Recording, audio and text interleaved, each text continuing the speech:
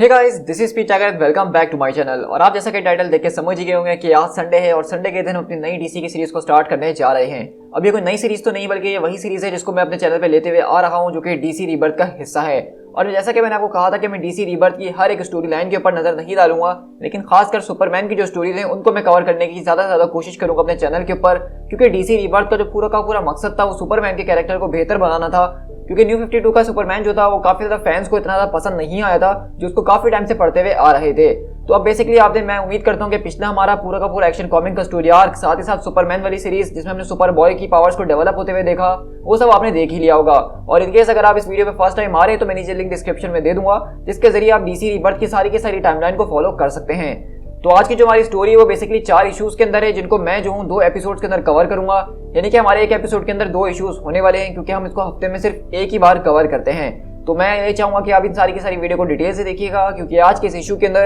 हम अपने उस कैरेक्टर के ऊपर नजर डालने वाले हैं जो कि एक आदमी क्लार्क कैंट अपने आप को बुलवा रहा है, लेकिन वो सुपरमैन नहीं है। तो इस पूरी मिस्ट्री को ध्यान में रखते हुए आई होप कि आपने चैनल को अभी तक सब्सक्राइब कर ही दिया होगा, लेकिन अगर नहीं किया है तो चैनल को सब्सक्राइब करना बिल्कुल मत भूलिएगा। और इसी के साथ हम फौरन से अपनी वीडियो के अंदर जंप करते हैं।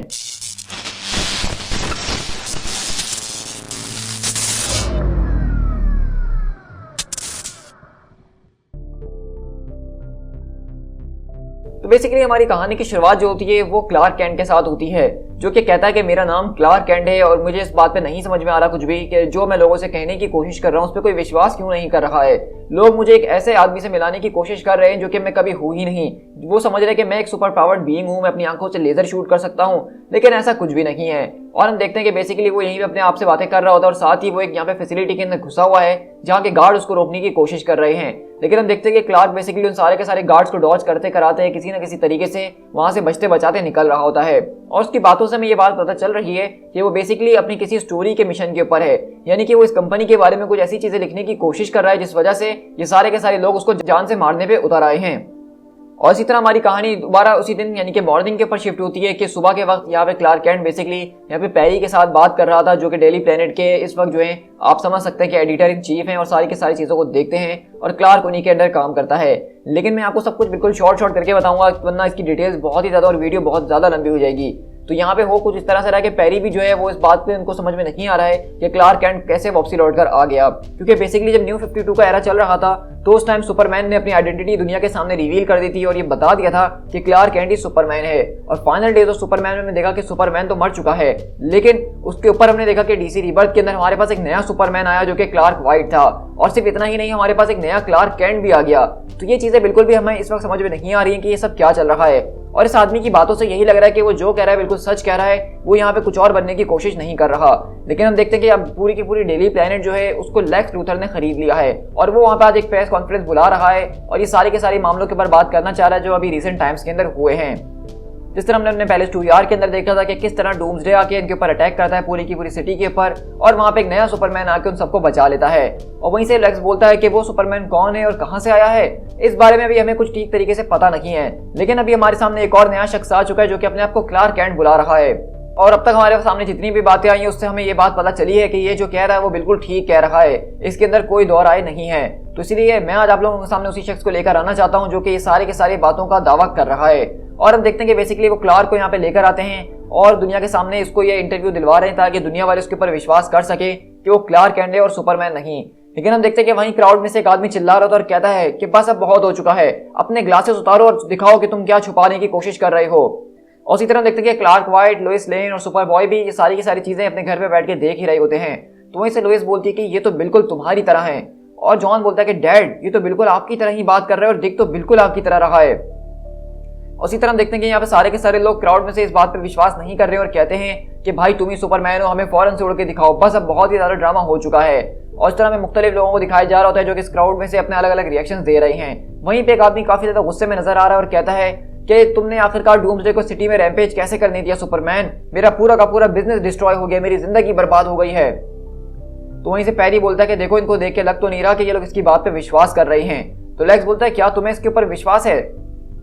मतलब ये तुम्हारे खुद के पेपर के अंदर ही छपा हुआ था वाइट, कि तुम्हें भी इसके ऊपर विश्वास नहीं कि ये कहाँ से आया और कहाँ से नहीं आया है। तो इसे क्लार्क अपने आप को समझाने की कोशिश करता है और कहता है कि सुपरमैन ने मुझे वार्न करा था, क्योंकि जिस स्टोरी के ऊपर मैं काम कर रहा था वो जेनेटिकॉन कॉर्पोरेशन के बारे में थी और उसके अंदर मैं इतनी गहराई में पहुंच गया था कि मेरी जान को अब नुकसान पहुंचाया जा सकता था। तो तभी सुपरमैन जो है, यानी कि इससे पहले वाला सुपरमैन जो कि अब मर चुका है, वो मेरे पास आया था और उसने मुझे छुपने के लिए कहा था और उसने बेसिकली मेरी आइडेंटिटी को अपना लिया था ताकि वो मुझे प्रोटेक्ट कर सके। लेकिन इसी तरह हम देखते हैं कि वहीं क्राउड में से एक आदमी अपने अंदर से गन निकालता और कहता है कि बस अब बहुत हो चुका है, मैं इस बात को प्रूव कर दूंगा कि यही सुपरमैन है, और वो सीधा उसके ऊपर वहां पे शूट करने लगता है। तो वहीं से पैरी बोलता है कि देखो लेक्स, मैंने तुमसे पहले ही कहा था कि ये एक अच्छा आइडिया नहीं है, सुपरमैन के सारे दुश्मन अब इसके पीछे आ सकते हैं। तो वहीं से लेक्स बोलता है कि ये कोई इसका दुश्मन नहीं है, बल्कि वो एक ऐसा पागल आदमी है जो कि इसके ऊपर विश्वास नहीं करता है, और मेरे ख्याल से हमारे सारे के सारे लोग उसको आराम से हैंडल कर ही लेंगे। और वहीं से लेक्स बोलता है कि देखो, अगर तुम इन सारी की सारी चीज़ों को खत्म करना चाहते हो कैंट, तो तुम्हें इन सारी की सारी बातों की एक्सप्लेनेशन तो देनी होगी, और कोई ऐसी एक्सप्लेनेशन जिसके ऊपर लोग विश्वास कर सकें। और इसी तरह हम लोग दोबारा उसी स्टोरी के अंदर शिफ्ट होते हैं जहाँ पे क्लार्क कैंट बेसिकली उन सारे के सारे गार्ड से भाग रहा है और उनसे मुकाबला करने की कोशिश करते हुए यहाँ से बचते बचाते भाग रहा होता है। लेकिन इसी के बाद हम देखते हैं कि उसी दिन यानी कि नून के अंदर दोपहर के वक्त उसका जो एक पूरा का पूरा टेस्ट लिया जा रहा होता है कि वो सारी की सारी बातें सच बोल रहा है कि नहीं बोल रहा। और हम देखते हैं कि मशीन के टेस्ट होने के बाद भी वो सब इस बात के ऊपर पहुंचते हैं इस नतीजे पे कि यहाँ पे क्लार्क कैंट जो अपनी स्टोरी बता रहा है, जो अपने बारे में बता रहा है, वो बिल्कुल ठीक है, यानी कि वो क्लार्क कैंट तो है लेकिन वो सुपरमैन नहीं है। तो ये देख के पैरी भी एकदम उससे सॉरी वगैरह करने लग जाता है कि उसने इसको इतना ज़्यादा पुश करने की कोशिश करी और उसको उस तरह से नहीं करना चाहिए था। तो उसी तरह हम देखते हैं कि वहीं से क्लार्क बोलता है कि चलो अब जो हुआ वो तो हो गया, लेकिन अब तो मेरे ख्याल से आप लोग को विश्वास हो जाना चाहिए, और अब मैं अपनी उस स्टोरी को कंप्लीट करने के लिए जा रहा हूँ जो कि मैं जेनेटिकॉन के साथ कर रहा था। और इसी तरह बेसिकली ये उसी जेनेटिकॉन वाली जगह के ऊपर मौजूद है जहाँ पे सारे के सारे गार्ड इसके पीछे लगे हुए हैं। और अब देखते हैं कि इसी तरह वो क्लार्क भागते भागते अपनी छत के ऊपर आ जाते हैं और वहाँ पे उसको सारे के सारे गार्ड्स दबोच लेते हैं। लेकिन इसी के बाद हम दोबारा आफ्टरनून के अंदर शिफ्ट होते हैं जहाँ पे हम जेमी ओल्सन को क्लार्क कैंट के साथ बातचीत करते हुए वगैरह देखते हैं। और बेसिकली वहाँ पे हम देखते हैं कि जेमी ओल्सन भी उसको यही बता रहा होता है कि मेरे ख्याल से तुम्हें ये नहीं करना चाहिए, मतलब अगर तुम अभी भी मर के वापसी लौट कर आए हो तो कम से कम तुम्हें कुछ अपनी जिंदगी को अलग तरीके से गुजारना चाहिए। तो क्लार्क बोलता है कि अब बहुत हो चुका है जिम, मैं एक तरह का रिपोर्टर हूँ और जो स्टोरी मैं उसके ऊपर लिख रहा था वो बहुत अरसे से मेरे दिमाग में घूम रही है, और थैंक्स टू सुपरमैन अब मुझे इसको कंप्लीट करना ही होगा। अगर मैंने इसको डिग डीपर नहीं करा तो हो सकता है कि यहाँ पे कुछ ऐसा हो रहा हो जो कि हमें बहुत ज़्यादा देर से पता चले और हम बहुत कुछ गवा भी दें। तो इसे जेमी बोलता है कि वेल, मैंने अपने पास से सारी की सारी चीज़ें तलाश करने की कोशिश करी इस कंपनी के बारे में, लेकिन मुझे कुछ भी नहीं मिला। ऐसा लगता है कि जैसे इनको कोई जानता ही नहीं है। और इसी तरह हम देखते हैं कि बेसिकली यहाँ पे क्लार्क कैंट आता है इसी ऑफिस के अंदर और वहाँ पे रिसेप्शन पे जाके बोलता है कि मेरा नाम कैंट है और आपके सीईओ के साथ मेरा इंटरव्यू है। तो वहीं से वो कहती है कि ठीक है, मैं आपको बुलाती हूँ जैसे वो अवेलेबल होते हैं। लेकिन वहीं पे उसका सीईओ आता है और कहता है कि तुम्हारे पास सिर्फ 2 मिनट है, बकना स्टार्ट करो। और वैसे भी मरे हुए इंसान के हिसाब से तुम काफी हेल्थी नजर आ रहे हो मिस्टर कैंट। तो वहीं से बोलता है कि आई एम अवेयर कि आप मेरी स्टोरी को जानते होंगे मिस्टर बैंडू, आपने मेरे ख्याल से टीवी तो देखा ही होगा। तो वो कहते हैं कि हाँ, मैंने तुम्हारी उस पूरे सर्कस को देखा था प्रेस कॉन्फ्रेंस के अंदर, लिसन एंड लिसन वेल, मैं आज से पहले तुमसे कभी नहीं मिला और इस इंटरव्यू का हमारे पास यहाँ पे कोई रिकॉर्ड नहीं है, और इस कंपनी के अंदर तुमने अब तक किसी से भी कोई बात नहीं करी है, तुम्हें इस कंपनी के अंदर किसी ने आते जाते नहीं देखा। तो इसलिए मेरे पूरे के पूरे स्टाफ को हैरेस करना बंद करो, वरना मैं तुम दोनों की जिंदगियों के ऊपर इतने केस मारूंगा कि तुम लोग कभी उठने का नाम नहीं ले पाओगे। Good day. और इसी तरह हम देखते हैं कि जिमी बोलता है लगता है कि बुढ़ाऊ कुछ ज्यादा ही भड़क गया है। तो कैंट बोलता है कि हाँ, क्योंकि उनको पता चल चुका है कि अब मैं उनके केस के अंदर बहुत ही ज़्यादा आगे तक निकल चुका हूँ, मतलब मैं बहुत ज़्यादा करीब पहुँच चुका हूँ, और अब वैसे भी दिन खत्म होने वाला, इन सारे के सारे एम्प्लॉयज़ की छुट्टी होने वाली है। तो मेरे ख्याल से मुझे यहाँ पे रुक के कुछ ना कुछ तो आज करना ही पड़ेगा। मैं ही वो इंसान हूँ जो कि पूरे के पूरे केस की बॉटम तक जा सकता है।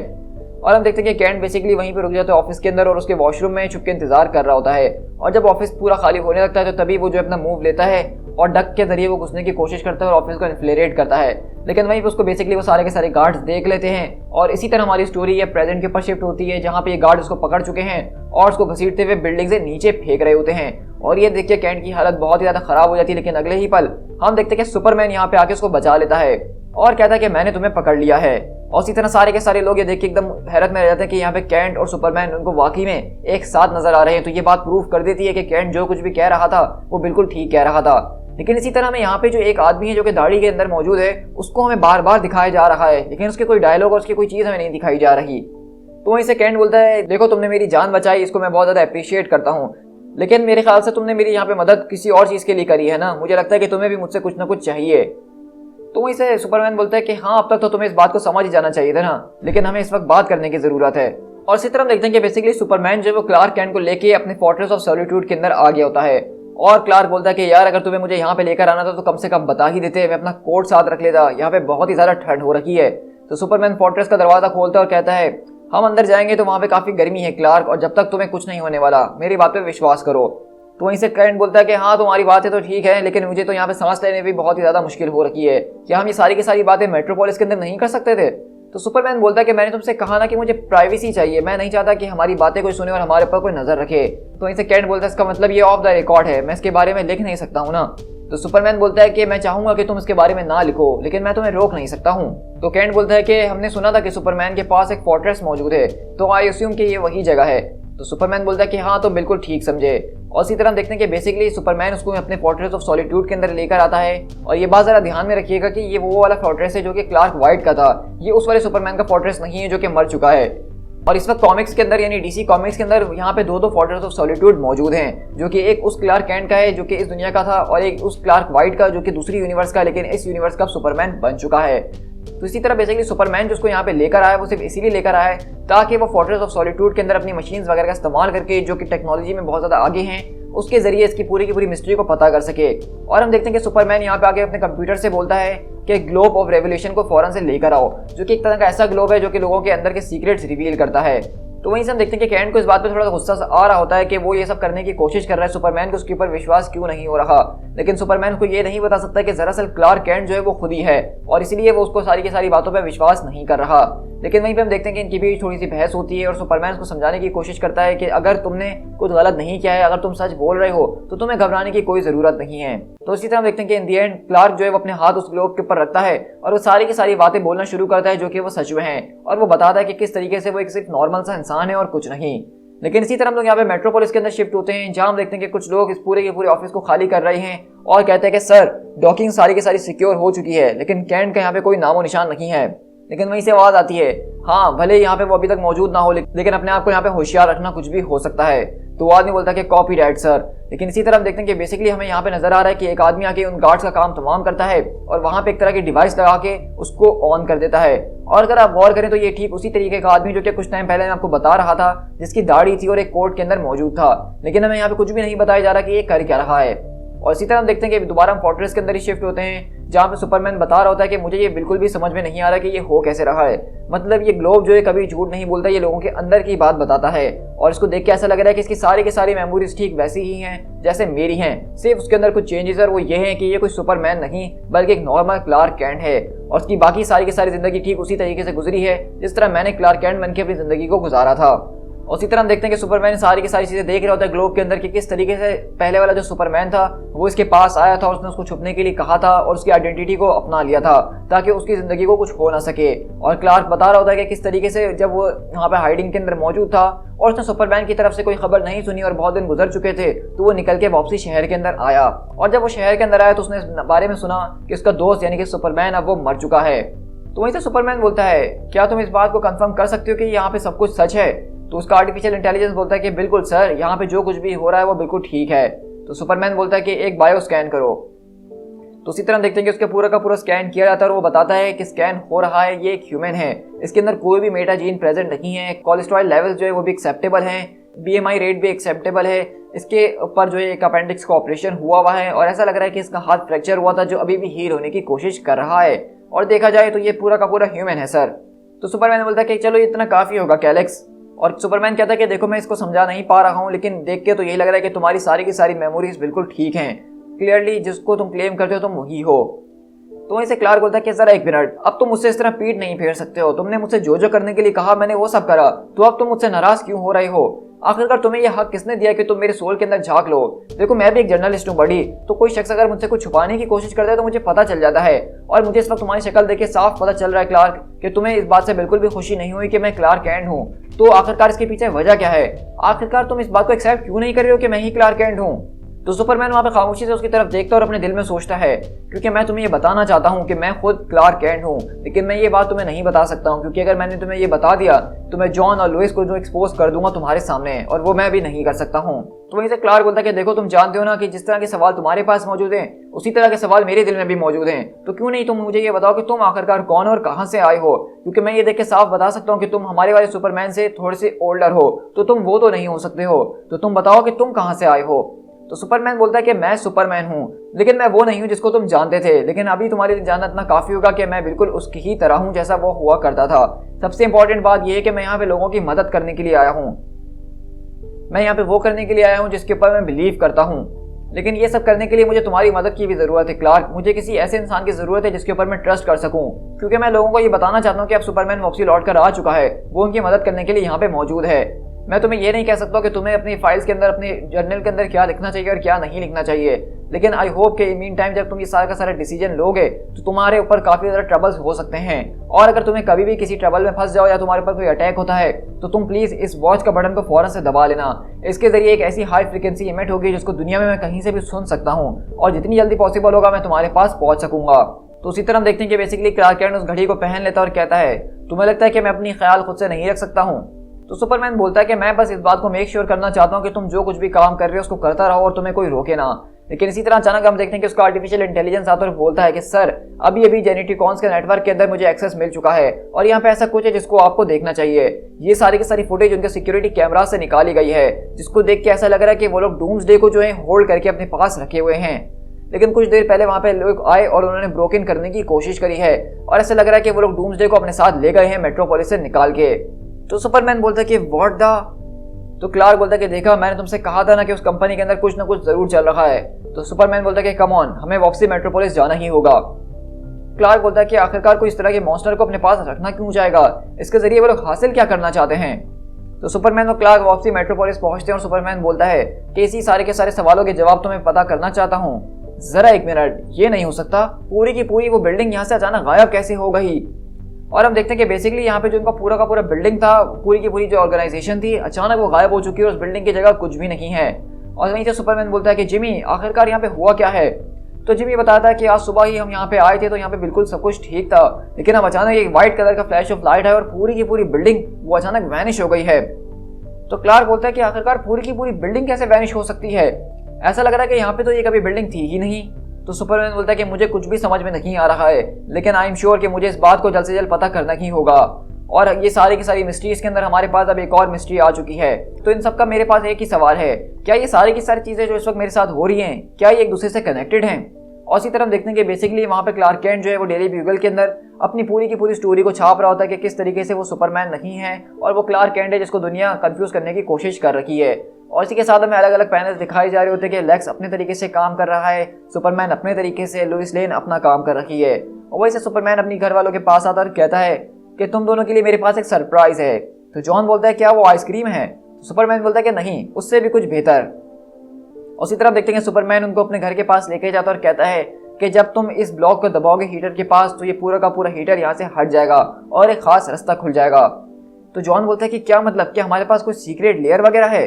तो सुपरमैन बोलता है कि हमारी जिंदगी जो है उनको हमें सीक्रेट रखना होगा और सुमिस बन के यहाँ पे रहना होगा, तो इसलिए मैं नहीं चाहता कि इसके बारे में कभी किसी को कुछ पता चल सके। तो इसी तरह हम देखते हैं कि बेसिकली सुपरमैन ने यहाँ पे एक तरह की जो है एस्केप वेसल बनाई हुई है इन लोगों के लिए कि कभी इन लोग के ऊपर कोई अटैक होता है या इनकी जान खतरे में पड़ती है तो उसके जरिए वो लोग इस वेसल का इस्तेमाल करते हुए शहर के दूसरी तरफ निकल सकते हैं। तो लुइस बोलती है कि जब तुम ये सारा का सारा काम कर रहे थे तो उसके बारे में मुझे कैसे नहीं पता चला? तो सुपरमैन कहता है कि तुम्हें क्या पता मेरे बारे में, मेरे अंदर अभी काफी सरप्राइजेस बाकी हैं, मेरे बारे में तुम जानती ही क्या हो? तो लुइस बोलती है कि हाँ, ये तो मैंने तुम्हारे बारे में बहुत सुना है। तो इसी तरह हम देखते हैं कि यहाँ पे बेसिकली क्लार्क केंट अपने ऑफिस से काम करके जा रहा होता है, लेकिन इसी तरह हमारे पास दोबारा नजर जो है उसी आदमी के पास जाती है जिसका मैंने आपसे पहले भी जिक्र किया है, जो कि एक दाढ़ी वाला आदमी और कैप पहन के घूम रहा है। और हम देखते हैं कि बेसिकली वो अपने कमरे का दरवाजा खोल के जब अंदर घुसता है तो वहां पे हमें कुछ अजीबोगरीब चीज नजर आ रही है और वो कहता है द पाथ इज क्लियर, और सारे सवालों का सिर्फ एक ही जवाब है और वो है मौत। तो इसी तरह हम देखते हैं कि बेसिकली ये जो कोई भी शख्स है ये कोई खतरनाक किस्म का ही आदमी है, क्योंकि इसके पूरे के पूरे कमरे के अंदर हमें एक मशीन नजर आ रही है जिसके ऊपर एस लिखा हुआ है सुपरमैन स्टाइल के अंदर। तो ये देख रहे हैं आप कि किस तरीके से हमारे पास मिस्ट्रीज के अंदर मिस्ट्रीज को ऐड किया जा रहा है और सुपरमैन की स्टोरी को बहुत ही ज़्यादा डीप बनाया जा रहा है। To be continued.